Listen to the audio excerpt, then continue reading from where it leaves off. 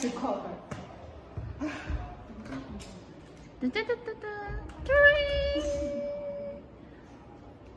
I'm here. Sorry, I'm late. Cindy, you're late again. What happened? I got up late and missed the bus. Well, next time, get up early so you won't miss the bus, okay? Okay, so because an early bird catches the fattest worm. Okay, so now that you have seen our little movie about early bird.